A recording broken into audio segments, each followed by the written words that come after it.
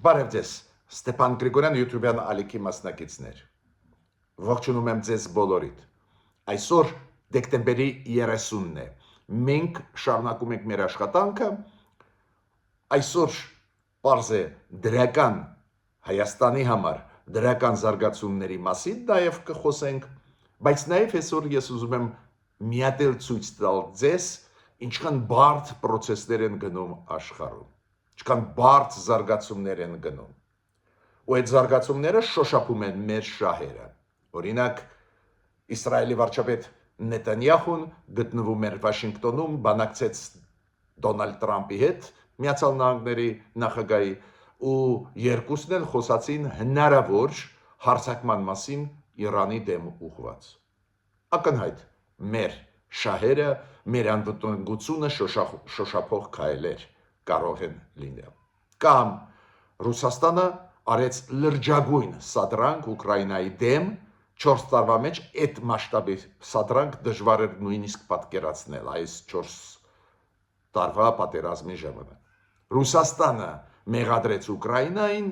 իբր Ուկրաինան հարձակում արեց Պուտինի ռեզիդենցիայի վրա։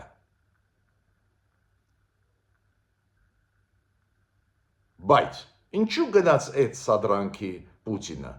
Պարզը պետք է հասկանանք, պետք է վերլուծենք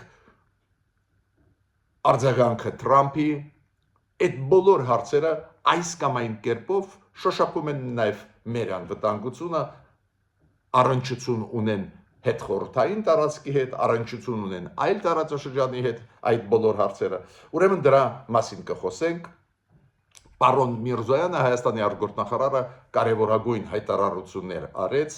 2-3 այդ հայտարարությունների մասին մենք այսօր կխոսենք, նաև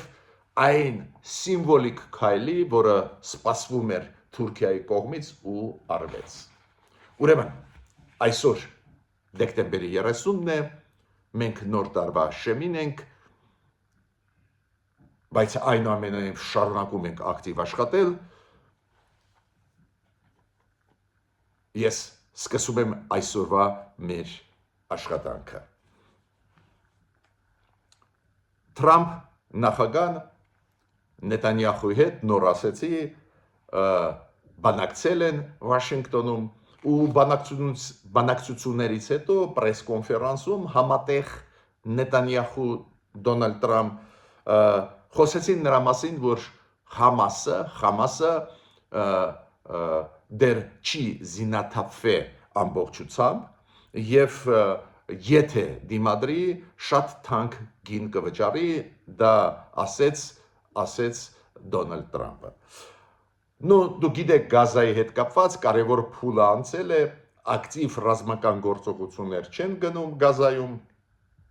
բայց երկրորդ փուլը շատ կարևոր, դա զինաթափումն է Համասի։ Դեռ այդ process-ը չէ իրականացվել, քանի որ մյուս երրորդ փուլը անչափ կարևոր է, երբ որ կսկսվի վերականգնվել Գազան, կսկսեն վերականգնել Գազան, նաև այդ թվում Միացյալ Նահանգները դրա մեջ կարևորագույն դեր կխաղան։ Ու որ ժամանակավոր կառավարություն հաստատվի Գազայում, ձևավորվի, ժամանակավոր ստեղծվի կոմիտե, որը վերականգնողական աշխատանքներով զբաղվի ու խաղաղ իրավիճակը պահպանի, այս կոմիտեի, խաղաղության կոմիտեի նախագահ ուզում են նշանակել հենց Դոնալդ Տրամփին, բայց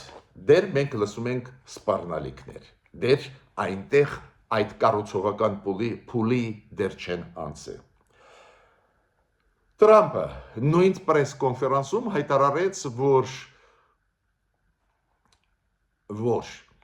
Վենեսուելայի դեմ արվեցին քայլեր։ Դուք գիտեք, որ Վենեսուելայի ծովերը փակված են, Վենեսուելայի օդը փակված է Ամերիկայի կողմից, շրջափակման մեջ է վերցված Վենեսուելա եւ օդից եւ ծովերից, բայց Դոնալդ Տրամփը շատ կարևոր հայտարարություն արեց, որ մի քանի օր առաջ նաև Վենեսուելայի տարածքի վրա հարձակում արվեց։ Ցամաքային տարածքի վրա հարձակում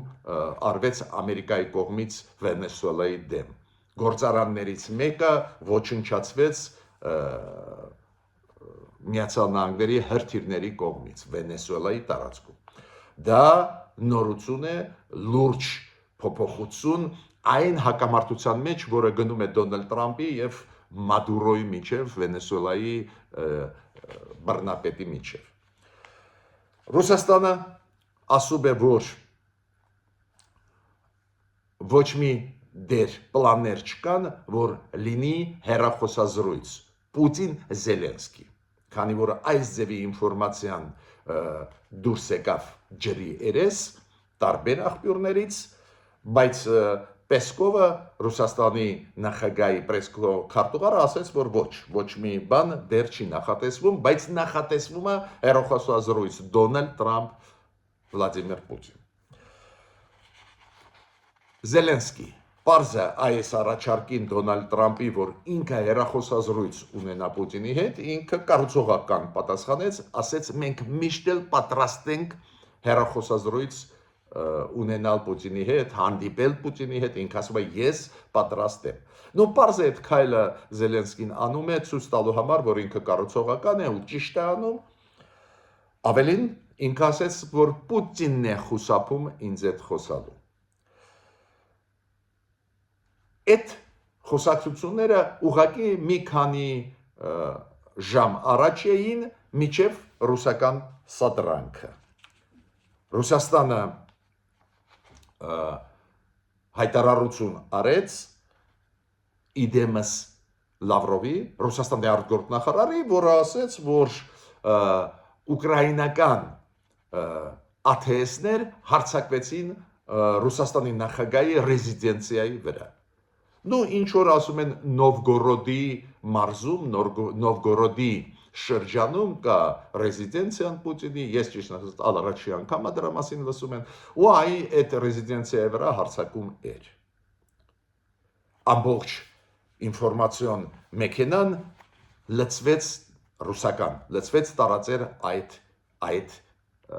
ակնհայտ սուտը ֆեյքը։ Ասեմ ինչու, հասարակ ստեղ բան է։ Իրոք Զելենսկին եւ եվրոպացիք կարողացան տանել Դոնալդ Տրամփին դեպի կառուցողական բանակցային process։ Իրոք հասան նրան, որ Դոնալդ Տրամփի հետ մշակեցին 20 կետանոց շատ լավ փաստաթուղթ, որտեղ որ Ուկրաինայի շահերը նորից վերականգնվեցին, շատ ճիշտ գրված է ամեն ինչ, ես ուսումնասիրել եմ այդ փաստաթուղթը։ Ու հիմա Ռուսաստանը, քանի որ հետ է անգե, մյուս կողմից չհամաձայնվել չի կարող Դոնալդ Տրամփը ուժեղագույն սանկցիաներ կկիրառի Ռուսաստանի դեմ, ակնհայտ է դա, քանի որ անընդհատ Պուտինը խաբում է Դոնալդ Տրամփին ու Դոնալդ Տրամփը միջազգային հանրության աչքերի առջև իրոք վարկաբեկվում է ամեն օր։ Դոնալդ Տրամփը կնյարդանա Պուտինի վրա, հիմա արեցին այդ KGB-ական, դասական KGB-ի սադրանք, որ իբր ուկրաինացիք հարձակվեցին ինչ որ չեղած ռեզիդենցիայի Պուտինի։ Դե եթե ուզենային հարձակվեն, Կրեմլի վրա կհարձակվեն, խի են հարձակում Նովգորոդի, որտեղ որ չէր լինում Պուտինը։ Այո, ու սկսեցին տարածել այդ ինֆորմացիան, ինչ որ զարգացնել այդ միտքը։ Բայց միջ այդ ես նաև ուզում եմ հատուկ ուշադրություն ձեր դարձնել, որ նույն Պեսկովը պրեսկարտուարը Պուտինի երեք հայտարարեց, որ պատերազմական գործողությունները Դոնեցկի մարզում կշարունակվեն մինչև Ուկրաինան ամբողջ Դոնեցկի շրջանը չհանձնի Ուկրաինային։ Դուք գիտեք այդ տարածքների վեճ է, Ռուսաստանը պահանջում է, որ այս տարածքից Ուկրաինան զորքը դուրս բերի, չգիտես ինչու դա պահանջում է, ու անհասկանալի է ինչու է պահանջում, քիչ է որ գրավեցին 20% Ուկրաինայի, այն մնացածից էլ ասում են դուրս եկեք։ Պարզա Ուկրաինան չի համաձայնվում, Ուկրաինան համաձայնվում է, կառուցողական է նույնիսկ այնտեղ տնտեսական ազատ գոտի ստեղծել, դուրս բերել իրան զորքերը, բայց պահանջը Ուկրաինայի, որ Ռուսաստանը չմտցնի այնտեղ զորքեր։ Հիմա Ռուսաստանը այս սադրանքը սկսեց տարածել աշխարհով, որ իբր Ուկրաինան հարձակվեց Պուտինի ռեզիդենցիայի վրա 10 պաշտոնական ռուսական գործակալությունը տարածեց ինֆորմացիան, որտեղ էր գտնվում այդ պայն Պուտինը, Կրեմլում էր, չգիտեմ որտեղ էր։ Ռուսաստանի արտգործնախարարությունը հայտարարեց, որ դա պետական տերորիզմ է, պետական ահաբեկչությունն է Ուկրաինայի կողմից հարձակվել Ռուսաստանի նախագահի ռեզիդենցիային, զարգացնում են այդ սուտը, պետական տերորիզմ է, ու Ռուսաստանը կփոխի իր դիրքորոշումը բանակցային process-ի նկատմամբ։ Այստեղ վարվեցին Կրեմլում, քանի որ ակնհայտ դարձավ, որ իրանք չեն ուզում շարունակել այդ բանակցային process-ը, ուզում են պլստալ։ Բանակցային process-ը իրանց միայն պետք էր ինչի համար, որ Միացյալ Նահանգները չուժեղացնեն սանկցիոն քաղաքականությունը իրանց դեմ։ Խաղեր էին տալիս, հաշվի առնելով, որ Դոնալդ Տրամպը թուլություն ունի Պուտինի նկատմամբ, Դոնալդ Տրամպը ուզում է ի օգուտ Պուտինի բաներ լսել, ինչու դժվարանում եմ ասել, բայց այդպես է, ու պարզ է այս սադրանքը մասամբ կընկալվի Դոնալդ Տրամպի կողմից։ Զելենսկին զգուշացրեց, որ այս սադրանքը արված Ռուսաստանի կողմից դա գալիս է նրանից, որ այն աշխատանքը, որը Դոնալդ Տրամպի հետ արվում է, իրոք շանս է տալիս, որ դեպի խաղաղություն գնա Ուկրաինան, գնա Ռուսաստանը, Միացյալ Նահանգների նախագահ Դոնալդ Տրամպի աջակցությամբ, միջնորդությամբ, ու պարզ է Զելենսկին ասում է Ռուսաստանը ուզում է խափանել այս process-ը, ու այդ սադրանքը, որ իբր մենք ինչ որ հարձակվեցինք Ռուսաստանի նախագահի ռեզիդենցիայի վրա, դրա համար է միտված է նրան, որ Ռուսաստանը կարողանա ռմբակոծել Կիևը, ռմբակոծել Ուկրաինան, կարողանա շարունակել։ Հակառակ դեպքում չի կարող շարունակել, բանակցային լուրջ process է գնում։ Համաձայն եմ այդ գնահատականի հետ պարոն Զելենսկի։ Պուտինը, ես նոր ասեցի, որ պլանավորվում էր հեռախոսազրույց Պուտինի ու Տրամպի միջև, պարզ է այս հայտարարություններից անմիջապես հետո Պուտինը խոսած է հեռախոսով Տրամպի հետ, բողոքեց Ուկրաինայի վրա։ Պարզ է խաղը նրա վրա էր, որ առաջինը Տրամպը էմոցիոնալ մարդ է, իրոք Ռուսաստանի պաշտոնական կայքերը ասում են այս զրույցի ժամանակ, հեռախոսա զրույցի ժամանակ Պուտինի երեկվա մասին է խոսքը, Պուտինի ու Տրամպի միջև Պուտինը երբ որ ներկայացրեց այս սադրանքը Ուկրաինայի, որ հարվածեցին Նովգորոդում իր ռեզիդենցիան, ինչի վրա էր աշխատում ռուսական այդ մեքենան, ինֆորմացիոն եւ Պուտինը, հենց Տրամպի արձագանքի էմոցիոնալ, ու իրանք ասում են, որ իբր Տրամպը այդ հեռախոսազրույցի ժամանակ ասեց անսպասելի էր, այդ ինչ քայլ արել Զելենսկին, դա սխալ է, մենք կփոխենք բանակցության այդ տրամաբանությունը այդ դեպքում Ուկրաինայի դեմ ուղղված, բայց Տրամպը ունի նաեւ թիմ։ Ու Տրամպի թիմում կան լուրջ մարդիկ։ Պարզ է, իրանք ասեցին Տրամպին, մի շտապի էլի քննադատել Ուկրաինային, մի հատ ճշտենք էլի, այդ ինչ է կատարվել, ու ուղղակի այս հեռախոսազրույցից հետո Պուտինի հետ, ուղղակիորեն 2-3 ժամ անց, ուշ գիշերը 3 Դոնալդ Տրամպը արեց հայտարարություն, որ ինքը ունեցել է հեռախոսազրույց Պուտինի հետ, Պուտինը ասեց իրան այս Ուկրաինայի կողմից սադրանքի մասին, Ուկրաինայի կողմից տերորիզմի մասին, պետական տերորիզմի, պետական ահաբեկչական քայլերի մասին, ու Տրամպը ասեց, ես ասեցի Պուտինին, որ դա սխալ քայլ է, հիմա այն ժամանակը չի այդ քայլերը անել, բանակցություններ են գնում, բայց Տրամպը նաև ասեց այդ իր հայտարարության մեջ ուշ գիշերը 3, որ կարող է այդ մեղադրանքը ուղղակի սուտ է, ու այս ձևի հարձակում չի եղել։ Շատ կարևոր դա ճշտում է Տրամպի խոսքերի մեջ, հենց Տրամպով արած, քանի որ Ռուսաստանը խաղում է այն փաստի վրա, որ Տրամպը իրոք Պուտինի նկատմամբ շատ դրական է տրամադրված, հիմա պատճառների մասին, որտեղից է դա գալիս, ես չեմ ուզում քննարկել, բոլորդ գիտեք այդ խնդիրը, որ Դոնալդ Տրամպը հավատում է Պուտինին, Դոնալդ Տրամպը միջնորդի դերում է, ուզում է չնեղացնել Ռուսաստանը, ուզում է համոզել, որ զինադադար լինի,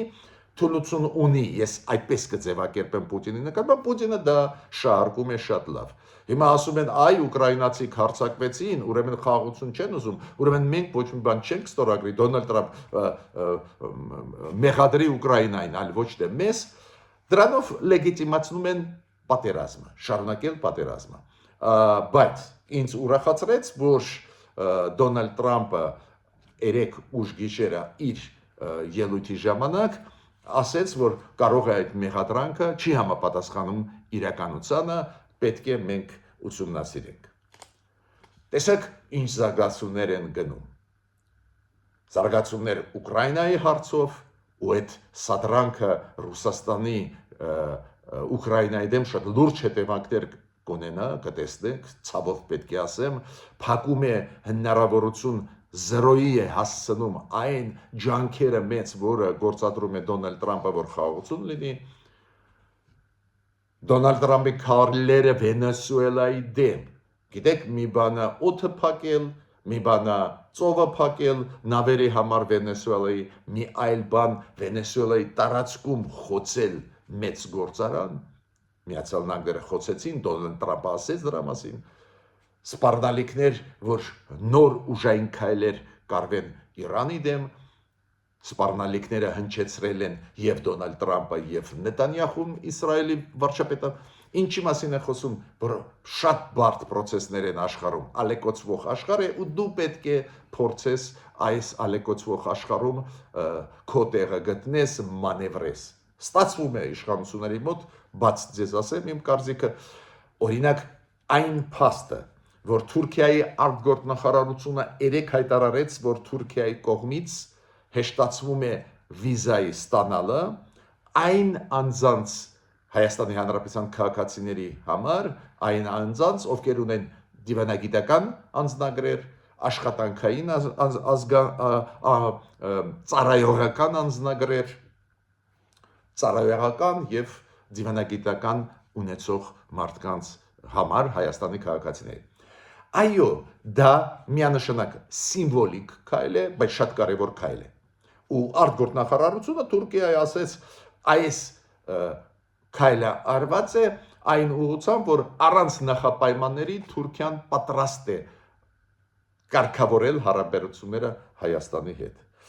Այդ հայտարարությունը արեց Թուրքիայի արտգործնախարարությունը։ Ուրեմն էլեկտրոնային կարգով մարդիկ Հայաստանի Հանրապետության քաղաքացիները, ովքեր ունեն դիվանագիտական կամ աշխատանքային ծառայողական անձնագրեր, կարող են ստանալ անվճար վիզա թուրքական էլեկտրոնային տարբերակով,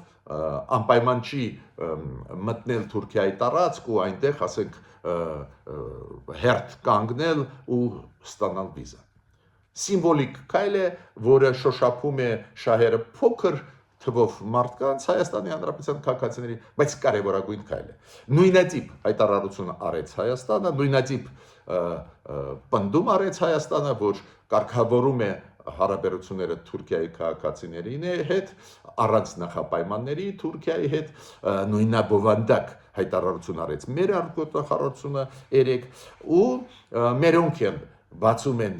հնարավորություն անվճար, որ Թուրքիայի քաղաքացիները, ովքեր ունեն ծառայողական անձնագրեր եւ դիվանագիտական անձնագրեր, կարող են հեշտ մտնել Հայաստանի տարածք։ Իդեպ ասեմ ձեր Արարատ Միրզոյանը հեմեկով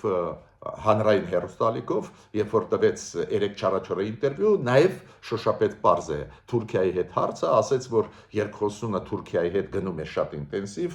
մենք սպասում ենք արդյունքներ, նաև այդում սիմվոլիկ, բայց բացի սիմվոլիկից սպասում ենք նաև մեծ արդյունքներ, ու ինքը ասեց, որ այդ սիմվոլիկ քայլը միջև տարվա վերջը կլինի ու տեսակ, որ իրոք եղավ։ Արարատ Միրզոյանը նաև նշեց մեկ հարց այս TRIP ծրագրի հետ կապված, Դոնալդ Տրամփ ծրագրի հետ կապված։ Ինքը նշեց Արարատ Միրզոյանը, որ մյուս տարվա սկզբին անպայման կարևորագույն փաստաթղթեր կստորագրվեն Միացյալ Նահանգների հետ, որ մյուս տարի երկրորդ կեսին սկսվի կոնկրետ աշխատանքը այդ Դոնալդ Տրամփ ուղու վերականգնման հետ կապված, ու պարզ է բոլորը գիտեք, առաջի փուլը դա մեղրի երկաթգծի վերականգնումն է։ Այն հարցին, որ Իրանը դեմ է, Արադ Միրզոյանը հայտարարություն արեց, որ դա սուտ է, Իրանը դեմ չի այդ ծրագրերից, մենք քննարկել ենք այդ հարցերը Իրանի հետ եւ այլ եւ այլ։ Մյուսը ոչ պակաս կարևորը ասացի մեջ Արադ Միրզոյանի ու ես համարում եմ էլ ավելի կարևոր։ Օրինակ ես էլ ասում եմ շատ կարևոր է, որ բենզինը Ադրբեջանի մտավ մեր շուկա ու բենզինը Ադրբեջանի ծախում են մեր շուկայում, վաճառում են մեր շուկայում մարդկանց համար 90 դրամով ավելի էժան այլ տեղերից բերած բենզինի համեմատ։ Ու Արադ Միրզոյանն էլ դա դրական գնահատեց, ես միանշանակ համաձայն եմ։ Բայց ինձ համար շատ կարևոր է, որ նաև Արադ Միրզոյանը ասեց, որ արևմտյան Ադրբեջան այս գաղափարախոսությունը այո, դա վտանգ է Հայաստանի տարածքային ամբողջականության համար։ То есть ինքը ասեց, որ Ադրբեջանում պետք է իմանան, որ դա մենք դիտում ենք որպես նկարտումներ, վտանգներ մեր տարածքային ամբողջականության համար ու ասեց էլի կա հարց Բաքվի բանտերում գտնվում են հայեր, պետք է լուծվի այդ հարցը։ Գիտեք, ես միշտ ասում եմ, կառուցողական աշխատանքը Ադրբեջանի Թուրքիայի հետ միանշանակ ես ողջունում եմ, խաղաղության այդ օրակարգը եւ այլ, բայց խնդիրների մասին պետք է հիշեցնել Ադրբեջանին, զգուշացնել ու ասել, որ մենք հասկանում ենք, որ դա խնդրեմ է ու իմացիք, որ մենք դա ընկալում ենք որպես խնդրեմ վտանգ մեզ համար։ Նաև Արադ Միրզոյանը անդրադարձավ շատ կարևոր հարցին, որ միտումնավոր այդպես է քարոզչությունը տարվում նաև այդ Ռուսաստանի կողմից, որ իբր Հայաստանի կառավարությունը այն համագործակցությունը, որը անում է օրինակ Եվրոմիության հետ, դա ուղղված է Ռուսաստանի դեմ։ Ու ինքը ասեց, որ մեր համագործակցությունը Եվրոմիության հետ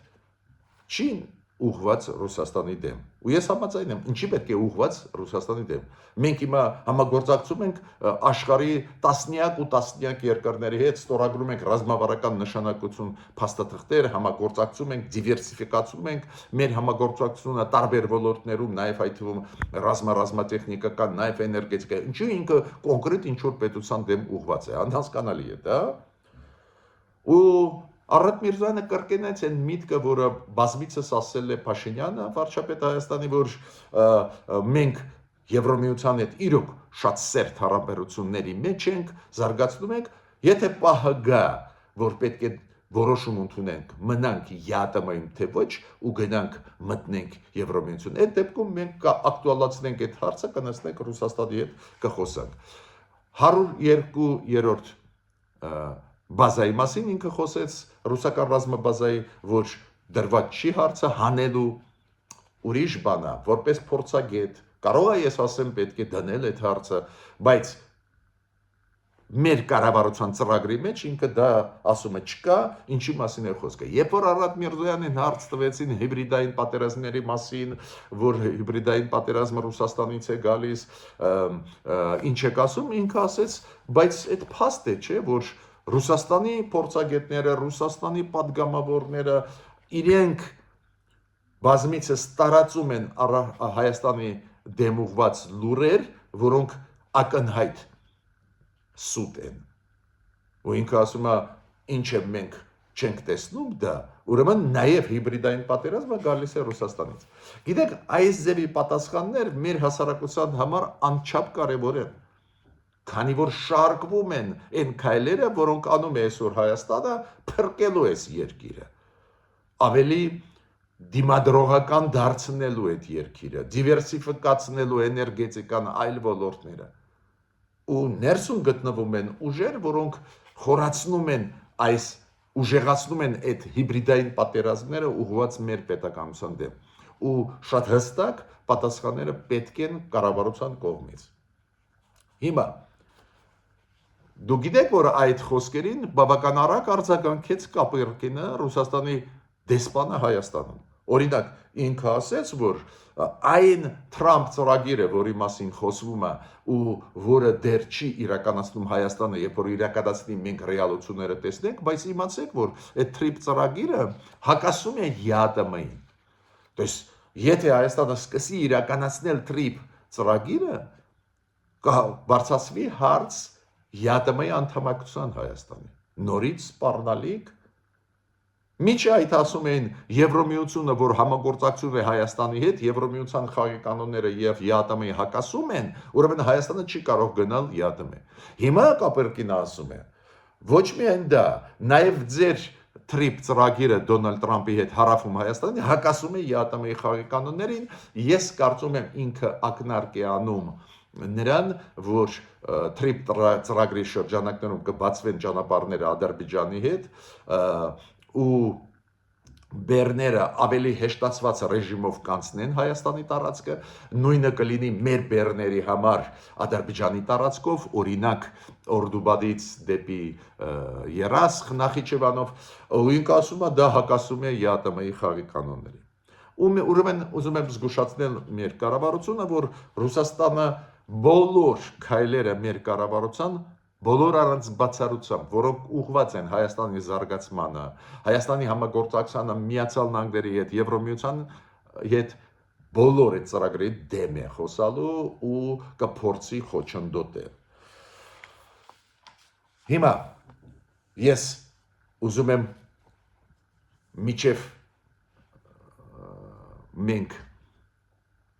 Միջև ես կշնորհավորեմ ձեզ բոլորիդ Ստեփան Գրիգորյան YouTube-յան ալիքի ակտիվ մասնակիցներին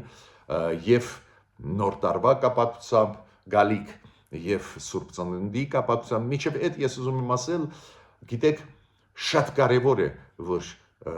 Հայաստանը այսօր ակտիվ է աշխատում աշխարհի հետ։ Այդ օրինակները ես միշտ բերում եմ։ Այո, աշխարհը ալեկոծվող է, վտանգները շատ են, վտանգները նաեւ կանգնած են այլ երկրների արժև, նաև մեր հարևան պետությունների արժև, բայց երբ որ դու ակտիվ աշխատում ես, երբ որ դու դիվերսիֆիկացնում ես քո տարբեր ոլորտները համագործակցության, բերում ես ծորենը տարբեր երկրներից, բերում ես բենզինը տարբեր երկրներից, համագործակցում ես ռազմատեխնիկական ոլորտում տարբեր երկրներից, դու դառնում ես ավելի պաշտպանված։ Ոչ ոք չունի մենաշնորհը քո վրա, որ կարողանա ճնշել քեզ։ Ուրեմն այդ գիծը, այդ ուղղությունը Հայաստանի զարգացման միանշանակ ես ողջունում եմ։ Հիմա այս հանդիպումը այսօրվա դեկտեմբերի 30-ին վերջի հանդիպումը կլինի Ստեփան Գրիգորյան YouTube-յան ալիքի ակտիվ մասնակիցների։ Բոլոր առանց բացառությամբ Ստեփան Գրիգորյան ալիքի մասնակիցները ակտիվ են, ես ձեզ շատ շնորհակալ եմ այդ ակտիվության համար, բոլորիդ շնորհավորում եմ եւ գալիք նոր տարվա կապակցությամբ եւ գալիք Սուրբ Ծննդի կապակցությամբ հայությունը ուզում եմ շնորհավորել։ Մեր ժողովուրդը սփռված է աշխարհով, մեր ժողովուրդը ոչ միայն ապրում է Հայաստանում, ստեղծագործում է, նաև մենք ստեղծագործում ենք ապրելով գրեթե բոլոր երկրներում աշխարհի։ Պարզ է, մեր համայնքները Միացյալ Նահանգներում, Ռուսաստանում, Ֆրանսիայում, Վրաստանում, Իրանում, Ավստրալիայում, Կանադայում, Լիբանանում, Սիրիայում, Հունաստանում, Կիպրոսում, Բուլղարիայում, շատ ու շատ երկրներում ունենք մեծ ուժեղ սփյուռքայություն, համայնքներ, որոնք սիրում են Հայաստանը, ինչով կարող են աջակցում են, միաժամանակ ստեղծագործ են այդ երկրներում հասնում են մեծ հաջողությունների, բոլորիդ շնորհավորում եմ։